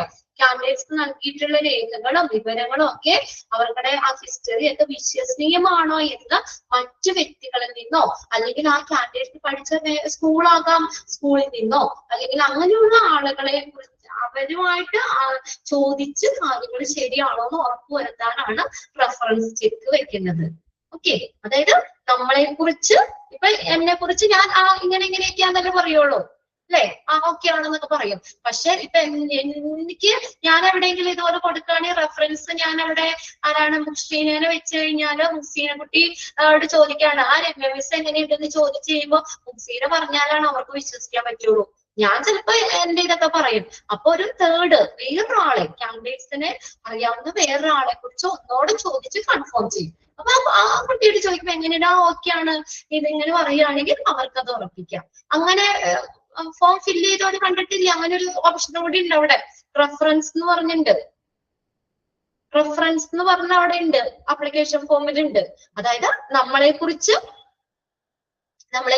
വേറൊരാളോട് ചോദിച്ചിട്ട് കാര്യങ്ങൾ വ്യക്തമാക്കും. ഓക്കെ ആണ്, അവര് പറഞ്ഞത് കറക്റ്റ് ആണ് എന്ന് ചോദിക്കും. അടുത്ത നോക്കിയ ഫൈനൽ സെലക്ഷൻ. ഇനി ഇത്രയും കാര്യങ്ങൾ കഴിഞ്ഞിട്ട് സെലക്ഷൻ പ്രോസസ് നോക്കിയേ, കണ്ടോ ഇത്രയും ഘട്ടങ്ങളിലൂടെ കടന്നു പോകണ്ട്. ഒറ്റയടിക്ക് തീരുന്ന കാര്യമല്ല അവിടെ. ലാസ്റ്റത്തെ സ്റ്റെപ്പിൽ എന്താ? Final selection, approval by the manager and communication of the decision to the candidates. ഇനി ഫൈനൽ സെലക്ഷൻ കൊടുക്കുക. മാനേജർ ഫൈനൽ ആയിട്ട് സെലക്ഷൻ കൊടുക്കുന്നു, സെലക്ഷൻ അയാളെ സെലക്ട് ചെയ്യുന്നു. അപ്പൊ ഇതെല്ലാം അയാൾ ഓക്കെ ആണെങ്കിൽ എന്ത് ചെയ്യാം? നമുക്ക് സെലക്ഷനിൽ അപ്രൂവൽ കൊടുക്കാം. ആ കാൻഡിഡേറ്റ്സ് ഓക്കെ ആണ്, സെലക്ട് ആണെന്നുള്ളത്. എന്നിട്ട് എന്ത് ചെയ്യണം? Communication of the decision to the candidates. അത് കാൻഡിഡേറ്റ്സിനെ അറിയിക്കണ്ടേ? ഓക്കെ, നിങ്ങൾ സെലക്ടഡ് ആണ്, ഇന്ന ദിവസം മുതൽ നിങ്ങൾക്ക് ജോലിക്ക് കയറാം എന്നുള്ള കാര്യം കാൻഡിഡേറ്റ്സിനോട് പറയും. ഓക്കെ ആണോ നോക്കിയേ? Steps in selection process. First step ഏതാണ്, ലാസ്റ്റ് സ്റ്റെപ്പ് ഏതാണെന്നൊക്കെ ചോദിക്കും കേട്ടോ അവിടെ. ഓക്കെ, എല്ലാവർക്കും ഓക്കെ ആണെന്ന് പറഞ്ഞത്. പക്ഷെ എല്ലാവരും കമ്പ്യൂട്ടർ തന്നെയുണ്ട്, ഒരു പ്രശ്നമില്ല അല്ലെ. പ്രിലിമിനറി ഇന്റർവ്യൂ നടത്തി, അല്ലെങ്കിൽ സ്ക്രീനിങ് നടത്തി, നമ്മൾ ആപ്ലിക്കേഷൻ ഫോം ഫില്ല് ചെയ്ത് കൊടുത്തു, ആപ്ലിക്കേഷൻ ഫോം കഴിഞ്ഞിട്ട് ഇന്റർവ്യൂ നടത്തി, അത് കഴിഞ്ഞിട്ട് ഫിസിക്കൽ എക്സാമിനേഷൻ നടത്തി, അത് കഴിഞ്ഞിട്ട് സൈക്കോളജിക്കൽ ടെസ്റ്റിംഗ് നടത്തി, പിന്നെ അവരൊരു റെഫറൻസ് ചെക്ക് നടത്തി, അത് കഴിഞ്ഞ് എല്ലാം കഴിഞ്ഞ് ഓക്കെ ആണെങ്കിൽ ഫൈനൽ സെലക്ഷൻ. ആർക്കെങ്കിലും സംശയം ഉണ്ടോ എന്നൊന്ന് പറഞ്ഞേ. ഇതൊക്കെ നമ്മൾ മനസ്സിലാക്കിയിരിക്കേണ്ടതാണ്. നമുക്കും ഇന്റർവ്യൂ കാര്യങ്ങളൊക്കെ വരും. അപ്പൊ ഇങ്ങനെയൊക്കെ ഉള്ള സ്റ്റെപ്പുകളൊക്കെ ഉണ്ട് എന്ന് നമ്മൾ അറിയിക്കണ്ടേ. എല്ലാവർക്കും ഓക്കെയാണ്. ദെൻ അടുത്തത് നോക്കിയേ, സൈക്കോളജിക്കൽ ക്ലിയർ ആണ്. Okay, very good. ഇനി നോക്കിയേ സൈക്കോളജിക്കൽ ടെസ്റ്റിംഗ്. ഇനി നമ്മൾ നോക്കുന്നത് സൈക്കോളജിക്കൽ ടെസ്റ്റിംഗിലേക്കാണ്. Classification of the type of psychological test. Psychological ടെസ്റ്റിനെ നമ്മൾ പല രീതിയിൽ ക്ലാസിഫൈ ചെയ്യാം. ഏതൊക്കെ ടെസ്റ്റുകളാന്ന് നോക്കി. ഒന്നാമത്തെ as per of human behavior test categorized into. അപ്പൊ ഈ നമ്മുടെ ഹ്യൂമൻ ബിഹേവിയർ അനുസരിച്ച് നമ്മൾ ഈ സൈക്കോളജിക്കൽ ടെസ്റ്റിനെ നമ്മൾ പലതായിട്ട് തിരിക്കാം. ഒന്നാമത്തെ ആപ്റ്റിറ്റ്യൂഡ് ടെസ്റ്റുകൾ ഉണ്ട്, രണ്ടാമത്തെ അച്ചീവ്മെന്റ് ടെസ്റ്റുകൾ ഉണ്ട്, പിന്നെ അടുത്തത് പേഴ്സണാലിറ്റി ടെസ്റ്റ് ഉണ്ട്, ഇൻട്രസ്റ്റ് ടെസ്റ്റ് ഉണ്ട്. നാലെണ്ണം നിങ്ങൾക്ക് അവിടെ പഠിക്കാൻ തന്നിട്ടുണ്ട് കേട്ടോ. ഇൻട്രസ്റ്റ് ടെസ്റ്റ് അത് ഏതിന് ബേസ് ചെയ്തിട്ടാ? as per of human behavior. അതിനെ ബേസ് ചെയ്തിട്ട് കേട്ടോ. നമ്മുടെ ഹ്യൂമൻ ബിഹേവിയർ, പെരുമാറ്റം, ബിഹേവിയർ നോക്കിയിട്ട് അതിന് ബേസ് ചെയ്തിട്ട് നമുക്ക് ഈ സൈക്കോളജിക്കൽ ടെസ്റ്റിനെ നമുക്ക് എത്രയാക്കി തിരിക്കാന്ന് പറഞ്ഞാൽ 4 ആക്കി തിരിക്കാം. Aptitude test, achievement test, personality test, interest test. Aptitude എന്താന്ന് നോക്കിയേ, tries to test your ability to carry out tasks and react to similar situations at work. അപ്പൊ ആപ്റ്റിറ്റ്യൂഡ് എന്ന് പറഞ്ഞാൽ എന്താണ്? അതിനോടൊരു അഭിരുചി ഉണ്ടോ? പലർക്കും ഇന്റേണൽ ആയിട്ടൊരു ഇതുണ്ടാവും നമ്മുടെ ഉള്ളിലുള്ളത് അല്ലെ. നമ്മുടെ ആ ഒരു ജോലി സ്ഥലത്തെ സാഹചര്യങ്ങളോട് നമുക്ക് പ്രതികരിക്കാനും ജോലി നിർവഹിക്കാനുമുള്ള കഴിവ്, അത് പരിശോധിക്കാൻ വേണ്ടിയാണ്. carry out the task and to react to situation. Underline ചെയ്തേ. അവിടെ എന്താ നോക്കുന്നത്? ആപ്റ്റിറ്റ്യൂഡ്, നമ്മുടെ അഭിരുചിയാണ് നോക്കുന്നത്. ആപ്റ്റിറ്റ്യൂഡ് നമ്മുടെ ഒരു എന്താ പറയാ, നമുക്ക് അത് ആ ഒരു എബിലിറ്റി ഉണ്ടോ, ആ ടാസ്ക് ചെയ്യാൻ നമുക്ക് എബിലിറ്റി ഉണ്ടോ, and to react to situations. ആ വർക്കിലെ ആ ഒരു സാഹചര്യങ്ങളില്ലേ, അപ്പൊ അതിനോടൊക്കെ നമുക്ക് പൊരുത്തപ്പെടാതെ ആ വർക്ക് ചെയ്യാനുള്ള എബിലിറ്റി ഉണ്ടോ, അതിന് ആപ്റ്റ് ആണോ എന്നറിയാൻ വേണ്ടിയിട്ടാണ് ആപ്റ്റിറ്റ്യൂഡ് ടെസ്റ്റ് നടത്തുന്നത്. ഒന്ന് അണ്ടർലൈൻ ചെയ്തോട്ടോ. ടെസ്റ്റ് അത് ഏത് ടെസ്റ്റാന്ന് ചോദിക്കാം. Ability to carry out task and react to situation at work. രണ്ടാമത്തെയാണ് അച്ചീവ്മെന്റ്. അച്ചീവ്മെന്റ് എന്ന് പറഞ്ഞാൽ എന്താ? നേട്ടം. അച്ചീവ്മെന്റ് ടെസ്റ്റ്, നേട്ട പരിശോധന. അതെന്താ? It evaluate developed knowledge or skill after a period of training. എന്താ? നമ്മൾ ഒരു ട്രെയിനിങ് നമുക്ക് നൽകി, ആ ട്രെയിനിങ്ങിന് ശേഷം നമ്മൾ എത്രത്തോളം അച്ചീവ് ചെയ്തു, അതാണ് അച്ചീവ്മെന്റ് ടെസ്റ്റ്. പരിശീലന കാലയളവ്, അതായത് ട്രെയിനിങ്ങിന് ശേഷം നമ്മുടെ അറിവോ കഴിവോ ഒക്കെ വിലയിരുത്തുന്നതാണ് അച്ചീവ്മെന്റ്. ഓക്കെ, ഇനി അടുത്തത് ക്ലിയർ ആവുന്നുണ്ടോ? ഇപ്പൊ നമുക്ക് ഇപ്പൊ ഒന്നാമത്തെ ആപ്റ്റിറ്റ്യൂഡ് പറഞ്ഞില്ലേ, നമ്മുടെ ഒരു അഭിരുചി പരിശോധന, നമുക്ക് ആ ജോലി ചെയ്യാനുള്ള ഇതുണ്ടോ? അതിനിപ്പോ ഒരു എക്സാമ്പിൾ ആയിട്ട് ഇപ്പൊ മാത്തമാറ്റിക്സ് ഗണിതശാസ്ത്രപരമായിട്ടുള്ള ഒരു ജോലിയിലേക്കാണ് എനിക്ക് സെലക്ട് ചെയ്യണമെങ്കിൽ എന്ത് നോക്കിയാൽ മതി? മാത്തമാറ്റിക്കൽ ആയിട്ടുള്ള ആപ്റ്റിറ്റ്യൂഡ് ടെസ്റ്റ് നടത്തിയാൽ മതി. അപ്പൊ അതിൽ ഞാൻ ഓക്കെ ആണെങ്കിൽ ആ കുട്ടിക്ക് അതിന് അഭിരുചി ഉണ്ട്, അല്ലെങ്കിൽ ആ ടെസ്റ്റ് ആ ഒരു ജോലി അയാൾക്ക് ചെയ്യാൻ പറ്റും എന്നാക്കാൻ പാടില്ലേ? ഞാൻ അവിടെ നല്ല പെർഫോമൻസ് കാഴ്ചവെക്കുകയാണെങ്കിൽ ഓക്കെ, കിട്ടിയില്ലേ? അത് നമ്മുടെ ആ ജോലിയുടെ സിറ്റുവേഷൻസിനോട് പ്രതികരിക്കാനും അതുപോലെ നമ്മുടെ ആ ജോലി നിർവഹിക്കാനുള്ള കഴിവ്. അപ്പൊ എനിക്ക് ആ മാത്തമാറ്റിക്സ് പരമായിട്ടുള്ള സ്ഥലത്തേക്കാണ് ഞാൻ കയറണ്ടേ, അല്ലെങ്കിൽ ഇപ്പൊ ഒരു ടെക്നിക്കൽ സെക്ഷനിലേക്കാണെങ്കിൽ കമ്പ്യൂട്ടറിൽ എനിക്ക് അറിവുണ്ടായിരിക്കണം. അപ്പൊ കമ്പ്യൂട്ടർ സംബന്ധിച്ചിട്ടുള്ള ആപ്റ്റിറ്റ്യൂഡ്, അതുമായിട്ട് ബന്ധപ്പെട്ട ആപ്റ്റിറ്റ്യൂഡ് ടെസ്റ്റ് നടത്തി കഴിയുമ്പോൾ എനിക്ക് അവിടെ നന്നായിട്ട് ചെയ്യാൻ പറ്റിയെങ്കിലല്ലേ എനിക്ക് എന്താ പറയാ ആ ഒരു സെക്ഷനിലേക്ക് എനിക്ക് ജോലി തരാൻ പറ്റുള്ളൂ. അപ്പൊ എനിക്ക് ആ ജോലി എത്രത്തോളം ചെയ്യാൻ പറ്റും എന്ന് അളക്കുന്നതിന് വേണ്ടിയാണ് ആപ്റ്റിറ്റ്യൂഡ് ടെസ്റ്റ് നടത്തുന്നത്. ആ സെന്റൻസ് അവിടെ അണ്ടർലൈൻ ചെയ്യണം. നമ്മുടെ എബിലിറ്റി അളക്കാണ്. ടു ക്യാരി ഔട്ട് ടാസ്ക്, ആ ടാസ്ക് ചെയ്യാൻ എനിക്ക് പറ്റുമോ, ആ കമ്പ്യൂട്ടർ കൈകാര്യം ചെയ്യാൻ എനിക്ക് പറ്റുമോ എന്നുള്ളത് എന്താണ് ആപ്റ്റിറ്റ്യൂഡ് ടെസ്റ്റ് നടത്തും. അതുമായിട്ട് ബന്ധപ്പെട്ടത് മാത്തമാറ്റിക്സ് ആ ഒരു സംബന്ധമായിട്ടുള്ള ജോലിയിലേക്ക് കയറണമെങ്കിൽ അത് മാത്തമാറ്റിക് എബിലിറ്റി ഉള്ള ആ തരത്തിലുള്ള ആപ്റ്റിറ്റ്യൂഡ് ടെസ്റ്റ് നടത്തും. ഓക്കെ, അച്ചീവ്മെന്റ് എന്ന് പറഞ്ഞ ഒരു ട്രെയിനിങ് തന്നു, ആ ട്രെയിനിങ്ങിന് ശേഷം നമ്മൾ എത്രത്തോളം അച്ചീവ് ചെയ്തു, നമ്മൾ എത്രത്തോളം പഠിച്ചു, അത് മെഷർ ചെയ്യുന്നത്. ഇനി അടുത്തതാണ് പേഴ്സണാലിറ്റി ടെസ്റ്റ്, വ്യക്തിത്വ പരിശോധന. പേഴ്സണാലിറ്റി നോക്കാം. It mainly assess human personality, നമ്മുടെ ഹ്യൂമൻ പേഴ്സണാലിറ്റി അസസ് ചെയ്യുക. ഓരോരുത്തർക്കുടെയും പേഴ്സണാലിറ്റി വ്യത്യാസം ഉണ്ടല്ലേ. Personality testing and assessment refers to technique design to measure the characteristics pattern of trait that the people show across various situations. Underline ചെയ്തിട്ട്, അതായത് നമ്മളെ വിവിധ സാഹചര്യങ്ങളില് ആളുകൾ എങ്ങനെയാ കാണുന്ന സ്വഭാവങ്ങള്, ആളുകളുടെ സ്വഭാവ സവിശേഷതകൾ അതൊക്കെ അളക്കാൻ വേണ്ടി ഡിസൈൻ ചെയ്തിട്ടുള്ളതാണ് ഈ പേഴ്സണാലിറ്റി ടെസ്റ്റ്. ഇപ്പൊ ഒരു പർട്ടിക്കുലർ സിറ്റുവേഷനിൽ ഇപ്പൊ ഞാൻ എങ്ങനെ അതിനോട് പ്രതികരിക്കുന്ന റെസ്പോണ്ട് ചെയ്ത് അതുപോലെ വേറൊരാൾ നോക്കുന്നത്, വേറൊരാള്. അപ്പൊ ഓരോരുത്തരും എന്താണ് അസസ് ചെയ്യാണ് നമ്മൾ. Refer to a technique design, എന്തിനു വേണ്ടി ഡിസൈൻ ചെയ്തേക്കുന്ന to measure the characteristics pattern of a trait, സ്വഭാവ സവിശേഷതകൾ that people shows across the various situation, പല സാഹചര്യങ്ങളില് ആളുകൾ കാണിക്കുന്ന സ്വഭാവ സവിശേഷതകൾ അത് അസസ് ചെയ്യാനാണ് പേഴ്സണാലിറ്റി ടെസ്റ്റ് നടത്തുന്നത്. ദെൻ അടുത്തതാണ് ഇൻട്രസ്റ്റ് ടെസ്റ്റ് എന്ന് പറയുന്നത്, താല്പര്യം.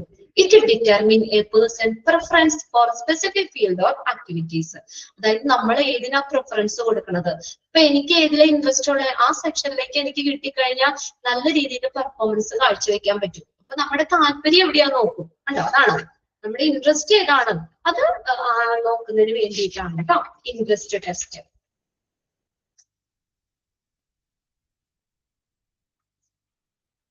അപ്പൊ നമ്മൾ ഏതിനാണ് പ്രിഫറൻസ് കൊടുക്കുന്നത്, അല്ലെങ്കിൽ നമ്മൾ അങ്ങനെ പ്രിഫറൻസ് എന്ന് പറഞ്ഞിട്ടുണ്ടല്ലോ, ഇപ്പൊ പല സെക്ഷൻസ് ജോലി ഉണ്ടെങ്കിൽ നമ്മൾ പ്രിഫറൻസ് കൊടുക്കുന്നത്, അതായത് നമുക്ക് താല്പര്യമുള്ളതല്ലേ നമ്മൾ അവിടെ പ്രിഫറൻസ് കൊടുക്കുന്നത്.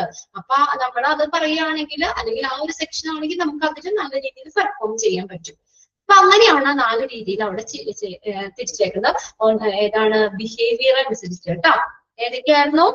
Aptitude, achievement, then personality, interest test. Clear അല്ലേ 4? ഓക്കെ, ഇനി അടുത്തത് രണ്ടാമത്തെ ക്ലാസിഫിക്കേഷൻ എങ്ങനെയാന്ന് നോക്കി. On the basis of use of test, ടെസ്റ്റുകളുടെ ഉപയോഗത്തിന്റെ ബേസിൽ എങ്ങനെയാന്ന് നോക്കി. On the basis of use to which the test are called, they may be categorized into 3 broad categories. 3 വിശാലമായ രീതിയിൽ നമുക്ക് ഇതിനെ തിരിക്കാൻ പറ്റും. On the basis of use of test, ടെസ്റ്റിന്റെ ടെസ്റ്റുകളെ ഉപയോഗിക്കുന്നു, എങ്ങനെയാണ് അത് ഉപയോഗിക്കുന്നത് എന്നതിന്റെ അടിസ്ഥാനത്തിൽ 3 ആക്കി തിരിക്കാം. ഒന്നാമത്തെയാണ് selection test. Selection test. These tests are done to select appropriate candidates for a particular job. ഈ ടെസ്റ്റ് എന്തിനാ നടത്തുന്നത്? സെലക്ഷൻ ടെസ്റ്റ് എന്തിനാ എന്തിനാ സെലക്ഷൻ ടെസ്റ്റ് നടത്തുന്നത് നമുക്ക് നോക്കിയാലേ എന്താണ് ആ പർട്ടിക്കുലർ ജോബിന് ആപ്റ്റ് ആയിട്ടുള്ള കാൻഡിഡേറ്റ്സിനെ സെലക്ട് ചെയ്യുക അല്ലേ? ആ ജോലിക്ക് ഏറ്റവും ആപ്റ്റ് ആയിട്ടുള്ള കാൻഡിഡേറ്റ്സിനെ അപ്രോപ്രിയേറ്റ് കാൻഡിഡേറ്റ്സിനെ സെലക്ട് ചെയ്യാൻ വേണ്ടിയിട്ടാണ് ഏത് നമ്മൾ ഈ സെലക്ഷൻ ടെസ്റ്റ് നടത്തുന്നത്. ഇനി ക്ലാസിഫിക്കേഷൻ ടെസ്റ്റ് എന്ന് പറഞ്ഞാൽ എന്താണെന്നറിയോ? Under such test special consideration are given to decide on which of the several possible assignments a person will be able to do his best. അതായത് ഒരു വ്യക്തിക്ക് ഒരു പേഴ്സണ് നിരവധി അസൈൻമെന്റുകളിൽ ഏതാണ് തനിക്ക് മാക്സിമം ചെയ്യാൻ പറ്റുന്നത്, ഏറ്റവും തന്റെ പരമാവധി ചെയ്യാൻ കഴിയുക എന്നതിന് നമ്മൾ പ്രത്യേകം കൺസിഡറേഷൻ കൊടുക്കുന്നു. അപ്പൊ ഏതാണ് ഇപ്പൊ നമ്മൾ ആദ്യം പറഞ്ഞില്ലേ, അതായത് കുറെ ഓപ്ഷൻസ് ഉണ്ടെങ്കിൽ നമ്മുടെ പ്രിഫറൻസ് ഏതാന്നുള്ളത് അതിനാണ് അത് ക്ലാസിഫിക്കേഷൻ. അത് പല ക്ലാസിഫിക്കേഷൻസ് ഉണ്ടാവും, പല തരങ്ങൾ ഉണ്ടാവും, സാധ്യമായിട്ടുള്ള പല അസൈൻമെന്റുകൾ ഉണ്ടാവും. അതിൽ ഏതാണ് തന്റെ പരമാവധി ചെയ്യാൻ കഴിയുക എന്നത് തീരുമാനിക്കുന്നു. അതിന് പ്രത്യേക കൺസിഡറേഷൻ കൊടുക്കുന്നതാണ് ക്ലാസിഫിക്കേഷൻ ടെസ്റ്റ്. ഇനി അടുത്ത placement test or decision. Placement test അല്ലെങ്കിൽ decision എന്ന് പറഞ്ഞാൽ എന്താ? It is concerned with the assigning a person to different level of work rather than distinctly different types of work. അതായത് വ്യത്യസ്ത തരം ജോലികൾക്ക് പകരം എന്താണ് വ്യത്യസ്ത തലങ്ങളിലുള്ള ജോലിയിലേക്ക് വ്യക്തിയെ നിയോഗിക്കുന്നു. പ്ലേസ്മെന്റ് കൊടുക്കാം. Assigning a person to different levels of work. ഇതിനേക്കായും പല ലെവലില് വർക്ക് കൊടുക്കാണ്. പല തരത്തിലുള്ള വർക്കിനേക്കായും പല ലെവൽസില് ഓരോ ലെവലിലുള്ള പല തരത്തിലുള്ള ജോലിനേക്കാളെ പല ലെവലില് പ്ലേസ്മെന്റ് കൊടുക്കാനായിട്ടില്ലേ? പ്ലേസ്മെന്റ് പല ഡിഫറെന്റ് ലെവൽസ് ഓഫ് വർക്ക് അതിലേക്ക് അസൈൻ ചെയ്യുന്നു. അത് മൂന്നാണ്. അപ്പൊ നിങ്ങൾ ജസ്റ്റ് അതിലേക്ക് നോക്കിയാൽ മതി കേട്ടോ. ഏതൊക്കെയാണ് on the basis of use of test, ടെസ്റ്റിന്റെ എങ്ങനെ ഉപയോഗിക്കുന്നു എന്നുള്ളതിന്റെ കാര്യത്തിൽ മൂന്നാക്കി തിരിക്കാം. സെലക്ഷൻ ടെസ്റ്റ് ഉണ്ട്, ക്ലാസിഫിക്കേഷൻ ടെസ്റ്റ് ഉണ്ട്, മൂന്നാമത്തെ പ്ലേസ്മെന്റ് ഓർ ഡിസിഷൻ ടെസ്റ്റ് ഉണ്ട്. പെട്ടെന്ന് നോക്കി.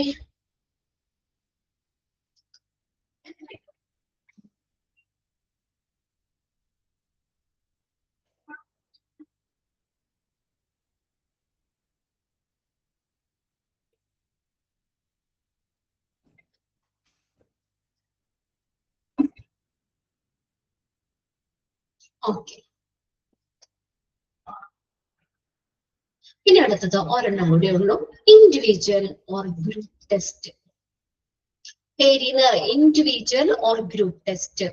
ഇൻഡിവിജ്വൽ വ്യക്തിപരമായിട്ടുള്ള അല്ലെങ്കിൽ ഗ്രൂപ്പ് ആയിട്ടുള്ള ടെസ്റ്റുകൾ. Individual test is a test in which a single individual is tested at a time and also observe his behaviour carefully throughout the testing period. ഇപ്പൊ individual എന്ന് പറഞ്ഞാൽ എന്താ? ഒരു ഇൻഡിവിജ്വൽ, ഒരാള്. അപ്പൊ ആദ്യം ഞാൻ അപർണനെ വിളിക്കും, അനുശ്രീനെ വിളിക്കും, അടുത്തത് അഭിലാഷിനെ വിളിക്കും, ശോചമ്മക്കുട്ടീനെ വിളിക്കും, സിനേനെ വിളിക്കും. അങ്ങനെ ഓരോരുത്തരെയാ കണ്ടോ? ഇൻഡിവിജ്വലൈസ്ഡ് ആണ്, ഇൻഡിവിജ്വൽ ആയിട്ട് ടെസ്റ്റ് നടത്തുന്നത്. ഞാൻ ഈ പേര് ഈ നമ്മുടെ സ്ക്രീനിൽ ഉള്ള പേര് അങ്ങ് വിളിച്ചു എന്നുള്ളൂ കേട്ടോ. ഇനി ഇത് നമ്മുടെ ഇത് ഓപ്പൺ ചെയ്ത് നോക്കിയാൽ ഇപ്പൊ കയറി 60 കുട്ടികളുടെ പേര് കിട്ടും. പിന്നെ അത് ഞാൻ ഈ സ്ക്രീനിൽ കാണുന്ന പേരങ്ങോട്ട് ഫ്രണ്ടിൽ കിടക്കുന്ന പേരങ്ങ് വിളിച്ചു എന്നുള്ളൂ. നമ്മുടെ ക്ലാസ്സിൽ ഇരിക്കുന്ന എല്ലാവർക്കും പേര് എല്ലാവരെയും ഓരോരുത്തരെയും വിളിക്കുകയാണ്. ഓക്കെ, അതാണ് individual test. Is a test in which a single individual is tested. ഒരു ഇൻഡിവിജ്വലിനെയാണോ? ഒരു ഇൻഡിവിജ്വലിനെ അറ്റ് എ ടൈം, ഒരു സമയത്ത് ഒരാളെ. Okay, and also observe his behaviour carefully throughout the testing period. എന്നിട്ട് എന്ത് ചെയ്യുന്നു? ആ ടെസ്റ്റിംഗ് കാലയളവിൽ എല്ലാവർക്കുടെയും ബിഹേവിയർ, പെരുമാറ്റം എങ്ങനെയാണ് എന്നുള്ളത് വളരെ ശ്രദ്ധിച്ച് ഒബ്സർവ് ചെയ്യുന്നു. അതായത് ഓരോരുത്തരെയും നോക്കാം. ക്ലിയർ ആണോ നോക്കിയേ? ഒന്ന് അണ്ടർലൈൻ ചെയ്തിട്ടതാ. ഇനി ഗ്രൂപ്പ് ടെസ്റ്റ് എങ്ങനെയാ? പേരിന് എന്നറിയാം, ഗ്രൂപ്പാണ്. ഓരോരുത്തർക്കും കൺസിഡറേഷൻ ഒന്നുമില്ല. നമ്മുടെ ഗ്രൂപ്പ്, നമ്മുടെ അതായത് HA26 ഈ ഒരു ഗ്രൂപ്പ്, ഇതിന് മൊത്തം അങ്ങനെ ഒറ്റ ഗ്രൂപ്പായിട്ടാണ്. Group test are normally done in format which enable individual to record his own response and can simultaneously given to a member of individuals without any special need of observing their behavior. അതായത് ഒരു വ്യക്തിക്ക് നമുക്ക് സ്വന്തം ഓരോരുത്തർക്കും അവരുടെ സ്വന്തം പ്രതികരണങ്ങൾ രൂപപ്പെടുത്താൻ എന്താണ് അത് രേഖപ്പെടുത്താൻ പറ്റുന്ന രീതിയിൽ തന്നെ ഓരോരുത്തർക്കുടെ റെസ്പോൺസ് അവിടെ രേഖപ്പെടുത്താൻ പറ്റും. പക്ഷെ ഓരോ ഇൻഡിവിജ്വലിന്റെ അവരുടെ റെസ്പോൺസ് ഈ എന്താ പറയാ അവരുടെ റെസ്പോൺസ് ആ ഗ്രൂപ്പിലുള്ള ഇപ്പൊ നമ്മള് എത്ര പേരുണ്ട് 60 പേരുണ്ടെങ്കിൽ 60 പേർക്കും അവരുടെ റെസ്പോൺസ് അറിയിക്കാനുള്ള ഒരു ഓപ്പർച്യൂണിറ്റി ഉണ്ട്. പക്ഷേ എന്ന് പറഞ്ഞാൽ അവിടെ എന്താ ഇൻഡിവിജ്വൽസിന്റെ ഇൻവോൾവ്മെന്റ് കൂടി നോക്കും. പക്ഷേ എന്താ ഒരു കൂട്ടം പേരെയാണ് ഒരേ സമയം ഒരു കൂട്ടം ആളുകൾക്ക് ഒരുമിച്ച് നൽകാൻ സാധിക്കുന്ന രീതിയിലാണ് ഈ ടെസ്റ്റ് നടത്തുന്നതെന്ന്. ഗ്രൂപ്പ് ടെസ്റ്റുകൾ നടത്തുന്നത് ഓരോ വ്യക്തിയുടെയും പെരുമാറ്റം പ്രത്യേകം നോക്കേണ്ട ആവശ്യമില്ല. അപ്പൊ അത് റെപ്രസെന്റ് ചെയ്യുന്നത് ആ ഒരു ഗ്രൂപ്പിനെയാണ്. സ്കൂളിൽ ടീച്ചർ തരാറില്ലേ അസൈൻമെന്റുകൾ തരാറില്ലേ? ചിലപ്പോ ഓരോരുത്തർക്കും ഓരോന്ന് തരാം, അല്ലെങ്കിൽ ഒരു ബെഞ്ചിലുള്ളവർക്ക് ഒറ്റ അസൈൻമെന്റ്. അപ്പൊ എന്ത് ചെയ്യണം, ആ ഒരു ബെഞ്ചിലിരിക്കുന്ന 5 കുട്ടികളും കൂടി ചേർത്ത് ഒരുപോലെ അവർ ചേർന്നിട്ട് ആ ഒരു അസൈൻമെന്റ് റെഡിയാക്കി വെക്കും. അപ്പൊ ടീച്ചർ നോക്കുമ്പോ എന്താ ആ ഗ്രൂപ്പിന്റെ മൊത്തമാണ്. അപ്പൊ ആ ഇപ്പൊ നമ്മുടെ ക്ലാസ്സിലൊക്കെ 10 ഗ്രൂപ്പായിട്ട് തിരിച്ചെങ്കിൽ ആ 10 ഗ്രൂപ്പിലും ടീച്ചർ പറയും ഫസ്റ്റ് ഗ്രൂപ്പിനാണ് 1ാമത്തെ ഗ്രൂപ്പുകാർക്കാണ് ഫസ്റ്റ് പ്രൈസ്. അപ്പൊ എന്താ നമ്മൾ പലരും നമ്മുടെ എല്ലാവരും കൂടെ എഫേർട്ട് ഉണ്ട് അതിനകത്ത്. പക്ഷെ നമ്മുടെ ആ ഒരു ഇത് വരുമ്പോഴെങ്ങനെയാ ആ ഗ്രൂപ്പിന്റെ പേരിലാ വരുന്നത് അല്ലേ? അല്ലാതെ ഇപ്പൊ ഒരു ക്ലാസ്സിൽ 40 പേർക്കുണ്ടെങ്കിൽ 40 കുട്ടികൾക്കും ഒരു അസൈൻമെന്റ് കൊടുത്തു. അപ്പൊ അതിനകത്ത് ശോശാമക്കുട്ടിയാണ് ഫസ്റ്റ് നിൽക്കണമെങ്കിൽ ഫസ്റ്റ് ശോശാമക്കുട്ടിയുടെ ഇതെല്ലാം പറയുള്ളൂ. അപ്പൊ ആ എഫേർട്ട് ആ ഒരാൾക്ക് മാത്രം ആ ഒരു ഇൻഡിവിജ്വലിലാണ് ടെസ്റ്റ് ചെയ്യുന്നത്. മറ്റത് നമ്മുടെ എല്ലാവരും ഇപ്പൊ നമ്മുടെ ഒരു ഗ്രൂപ്പ് എന്ന് പറഞ്ഞാൽ ഇപ്പൊ 25th ബാച്ചും 26th ബാച്ചും 27th ബാച്ചും 3 ഗ്രൂപ്പുകളാക്കി തിരിച്ചിട്ട് ഒരു കാര്യം ചെയ്യാൻ പറഞ്ഞാൽ അതിൽ ഏറ്റവും ടോപ്പേഴ്സ് 26th പറയുള്ളൂ അല്ലെ? അപ്പൊ നമ്മുടെ ഗ്രൂപ്പാണത്, ഗ്രൂപ്പിനെയാണ് നമ്മുടെ ഒരേ സമയം ഒരു കൂട്ടം ആളുകൾക്ക് ഒരുമിച്ച് നൽകാൻ സാധിക്കുന്ന രീതിയിലാണ്. പക്ഷെ അവിടെ എന്താണ് ഓരോരുത്തർക്കും ഇൻഡിവിജ്വലിന് അവരുടെ റെസ്പോൺസ് അറിയിക്കാനുള്ള ഓപ്പർച്യൂണിറ്റി അവിടെ ഉണ്ട്. ഓക്കെ, ഇത്രയും കാര്യങ്ങൾ ഒന്ന് നോക്കി വെക്കാം കേട്ടോ.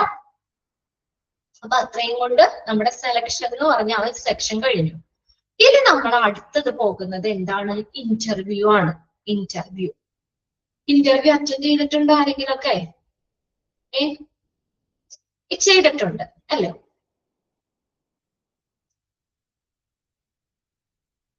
ഓക്കെ, കുറെ തമ്പുകളൊക്കെ ഇവിടെ വന്നിട്ടുണ്ട് കേട്ടോ. ഇന്റർവ്യൂ അറ്റൻഡ് ചെയ്തിട്ടുണ്ട്. ഇന്റർവ്യൂ എന്ന് പറഞ്ഞ എന്താണ്? is a formal meeting where one or more person questions or assess another person. ശരിയല്ലേ? ഒന്നോ അതിലധികമോ ആളുകള് നമ്മളോട് ക്വസ്റ്റ്യൻ ചോദിക്കും അല്ലെ? എന്നിട്ട് എന്ത് ചെയ്യുന്നു? or assess another person, മറ്റൊരു വ്യക്തിനെ അസസ് ചെയ്യും.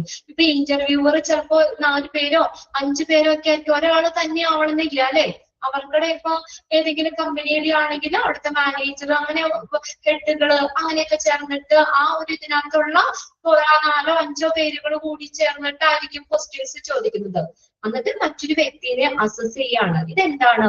ഒരു ഫോർമൽ മീറ്റിംഗ് ആണ്. ഫോർമൽ ആണ്, ഔപചാരികമായിട്ടുള്ളതാ. അല്ലാതെ വെറുതെ നമ്മൾ വിശേഷം പറയോ ഇതൊന്നും അല്ല.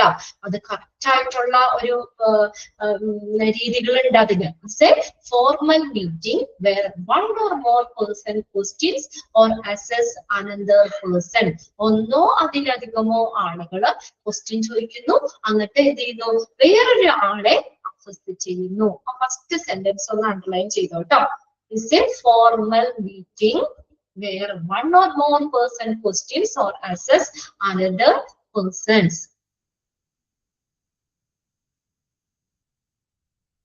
ഓക്കെ, അത്രയും മതി. ബാക്കി നമുക്ക് അടുത്ത ക്ലാസ്സിൽ നോക്കാം. ഇനിയിപ്പോ പാരഗ്രാഫ് കഴിഞ്ഞ് കഴിഞ്ഞാൽ അത് തീരണം. പിന്നെ ഞങ്ങളുടെ സമയം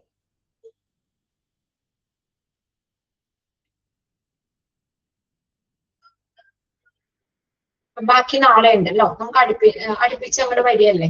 നാളെ ഉണ്ട്. അപ്പൊ ബാക്കിയിട്ട് നമുക്ക് നാളെ അങ്ങോട്ട് എടുത്ത് തീർക്കാം കേട്ടോ. എടുത്ത് തീർക്കാന്നല്ല, ആ ഒരു സെക്ഷൻ എളുപ്പമാണ്. ഇനി ഇന്റർവ്യൂ ഒക്കെ ഇനി എല്ലാം നമുക്ക് നല്ല രസമാണ്. നമുക്കത് കേട്ട് ഇരിക്കാനും നമുക്കത് മനസ്സിലാക്കാനും ഒക്കെ എളുപ്പമുള്ള കാര്യങ്ങളാണ് കേട്ടോ ഇന്റർവ്യൂ ഒക്കെ. ഓക്കെ, അത് നമുക്ക് നാളെ നോക്കാം. ഓക്കെ, വേറെ ഒന്നുമില്ലല്ലോ. ഇവിടുത്തെ കാര്യങ്ങളും ഒക്കെയാണ്. മോക്ക് ടെസ്റ്റുകളും ചെയ്യുമ്പോഴും ഇതുപോലെ നിങ്ങളൊന്ന് ശ്രദ്ധിച്ചോളൂ കേട്ടോ.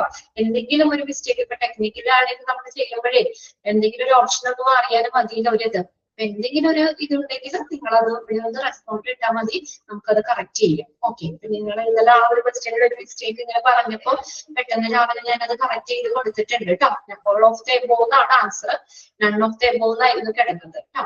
കറക്റ്റ് ചെയ്യേണ്ടത് ഓൾ ഓഫ് ദ എബോവ് തന്നെയാണ്. ഓക്കെ, ബാക്കിത്തെ അടുത്ത ക്ലാസ്സിൽ നോക്കാം. Okay, thank you.